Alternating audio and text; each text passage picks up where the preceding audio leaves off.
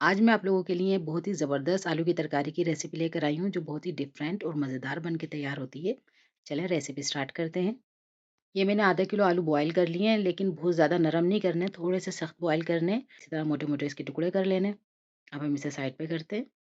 एक कढ़ाई के अंदर मैं हाफ कप सरसों का ऑयल ले रही हूँ। आप इसकी जगह दूसरा ऑयल भी ले सकते हैं। इसके अंदर 1 टीस्पून ज़ीरा शामिल कर रहे हैं, 1 टीस्पून राई शामिल कर रहे हैं और हाफ टी स्पून कलौंजी शामिल कर देंगे और 1 टेबल स्पून बारीक चॉप अदरक का शामिल कर रहे हैं। पेस्ट भी आप शामिल कर सकते हैं। 1 टेबल स्पून चॉप लहसुन का शामिल कर रहे हैं।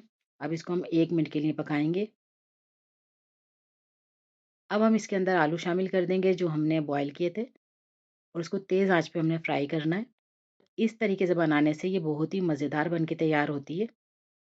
इसके अंदर एक बड़े टमाटर को पेस्ट करके वो शामिल कर रही हूँ और हाफ टी स्पून हल्दी शामिल कर देंगे। एक हरी मिर्च है वो भी चॉप करके बारीक शामिल कर देंगे। हाफ टी स्पून पिसी मिर्च शामिल कर रही हूँ। 1 टीस्पून कुटी मिर्च शामिल कर देंगे। 1 टीस्पून पिसा हुआ धनिया शामिल कर देंगे। क्वार्टर टी स्पून भुना हुआ जीरा शामिल कर देंगे कुटा हुआ। 1 टीस्पून नमक भी शामिल कर देंगे। नमक अपने जायके के हिसाब से आप टेस्ट के हिसाब से बढ़ा सकते हैं। अब इसको अच्छी तरह 1 मिनट के लिए हमने मज़ीद भूनना है। 1 मिनट हो चुका है, ये देखिए भून चुका है। अब इसके अंदर हम थोड़ा सा तकरीबन क्वार्टर कप के बराबर पानी शामिल करेंगे। अब हमने इसमें एक घुट पानी शामिल कर दिया है। अब हम इसको 5 से 10 मिनट के लिए दम पे रखेंगे। अब 10 मिनट हो चुके हैं, हम अच्छी तरह इसकी भुनाई करेंगे। लेकिन भुनाई से पहले हम इसमें हाफ कप दही शामिल करेंगे। अब हम इसको अच्छी तरह भूनेंगे। ये देखिए अच्छी तरह ये भून चुका है।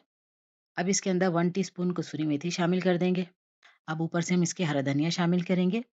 इसको पूरियों के साथ खिलाएं या पराठों के साथ या इसको रोटी के साथ खाएं, बहुत ही मज़ेदार लगती है। अपना और अपने प्यारों का बहुत ज़्यादा ख्याल रखें। मिलते हैं अगली वीडियो में। अल्लाह हाफिज़।